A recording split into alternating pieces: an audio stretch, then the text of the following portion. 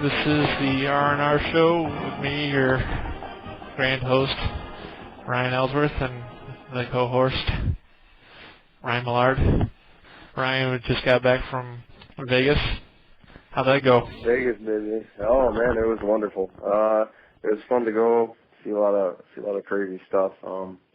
Went to a lot of different clubs. Went to the Palms Hotel. Did a lot of crazy things. Not too much sports betting, even though they had a huge sports betting room with probably every college football game you could possibly imagine on. And they even had like Central Michigan playing like Bowling Green or wherever the hell they played. I mean, crazy shit like that on. So yeah, it was a fun time. But glad to be home. Check out a Running Rebels game at all? You know, I didn't see it televised, but that was like all in the newspaper. I guess they got beat. Oh, they actually care about football down there, over there? Yeah, they do. Well, the stadium's like, gosh, it was probably only like a mile from our hotel. So I mean, it's right downtown Las Vegas. Yeah, well, so you missed pretty much most of the Northwestern Michigan game. So yeah, I did. I only caught bits and pieces of it in the first half when it was like 13-7. We're getting beat. Yeah, when it was 16-7. I knew I should have went down and put some money on Northwestern because I knew Michigan wouldn't cover the spread. But you know, I didn't even realize that the game started at 9 o'clock in the morning there because it's noon here. Right. So I kind of missed my chance because the point spread is like 28 points or something like that.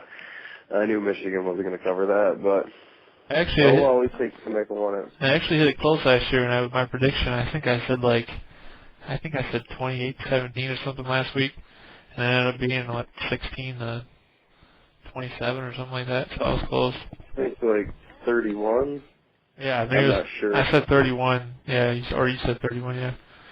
No, I said 34 to like 14 or something like that. But yeah. And it was going to be closer than what I expected. It always is with them. Well, that and we don't show up to play, so. Right. They were packing the box in there, and the first quarter, Mike DeBoer refused to pass the ball with Mallet in there, which is, I don't know, it's stupid. Doesn't even make sense, really. Yeah, I didn't really understand that because we were doing a lot of things, so it was kind of hard for me to catch most of the game. But I'd walk through that sports room and check the score updates, you know, every once in a while, and it seemed like I'd walk through and Mal would be throwing the ball or be playing quarterback, and then I'd walk back through like 10 minutes later, then Henny would be playing quarterback. So it was one three and out after another. It really was. It was like Northwestern was moving the ball easy, and then that spread offense was doing what it always does, and then we were just going in there running Mike Hart for 1 yard every time up the left side. Nothing. They were packing it in. And then we finally throw on third down, and no rhythm for Ryan Mallett, who was just sort of being put on the spot on third and longs instead of actually giving him opportunity in the first down or second down. Yeah, it's his first away game. I mean, they were down. So, being your first away game as a freshman and, already being down and put in a position to throw a strike when it's 3rd and 10, 3rd and 8. Right. It's kind of hard for him to do. But it kind of seemed like they had a little trouble running with Mike Hart because I don't know, when I caught like the score update in the fourth quarter, I saw he didn't even have like 100 yards yet. Oh, he only ended with I think he ended with like 108 or something like that. It took him 30-some carries to get that. So I mean, that was unexpected. I mean, they were I would think so. They were packing them in there, and they were stopping them every time. It was impressive and actually sort of scary for a moment. And then what was it? Ted Henning came in and totally, erased any myths of a quarterback controversy, totally dominating the second half. What I saw, just the highlights and stuff, it seemed like he was really throwing strikes once he came in. Yeah, he looked great. The playbook was finally opened up a bit. He hit Adrian Aronson for a touchdown, hit Mario, hit Carson Butler. By the way, Mike Massey's out for the year with a knee injury now, so we're even thinner I hear that. Yeah, it's even thinner at tight end now. Great. Well, we still have Carson Butler. Right, so good thing he was reinstated. after beating Yeah. on kids in dorm rooms. So. What is it, Ogre? Yeah. Is he Ogre now? I don't know, and then it goes along with the suspension this week of Mario Manningham for undisclosed reasons. It said team violation. Some people think it was a violation during the off season. Some think it's his attitude now. So I don't know.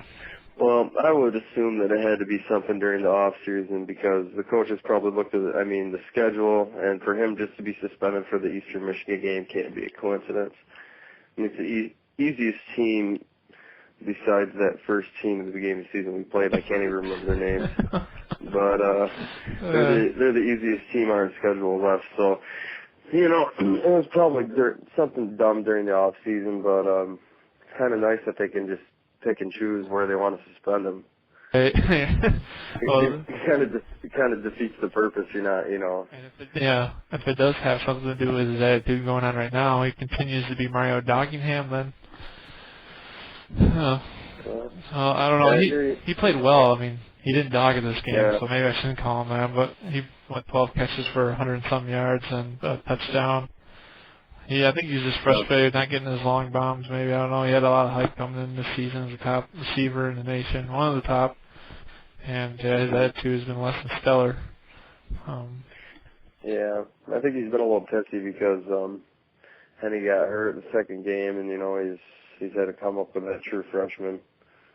So I mean, he probably isn't too keen on having a freshman throwing him the ball, but right. It's just something you got to get over as a receiver. But now that Henny's back, seems like he's getting a little bit more comfortable. 12 receptions, that's great.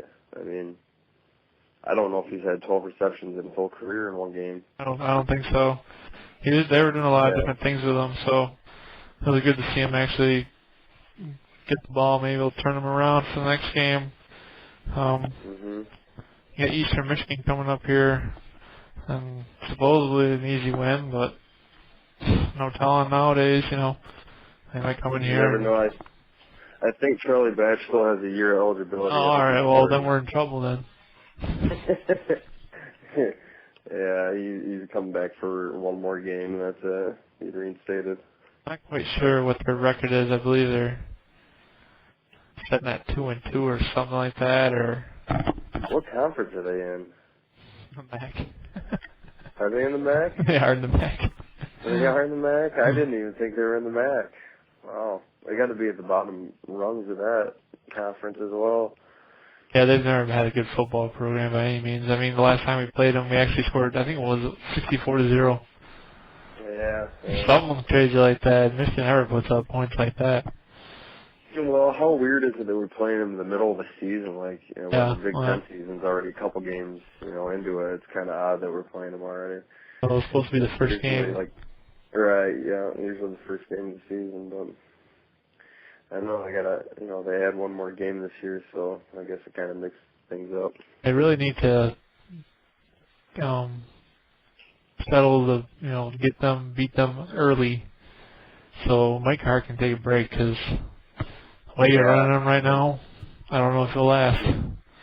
Yeah, no kidding. I mean, and that's usually every big-name Michigan running back. They always get tore up towards the end of the season because they just got so many damn touches.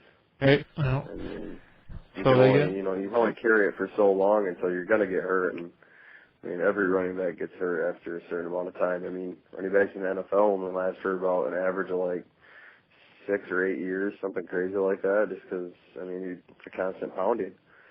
You're getting hit every play at least 2 or 3 times.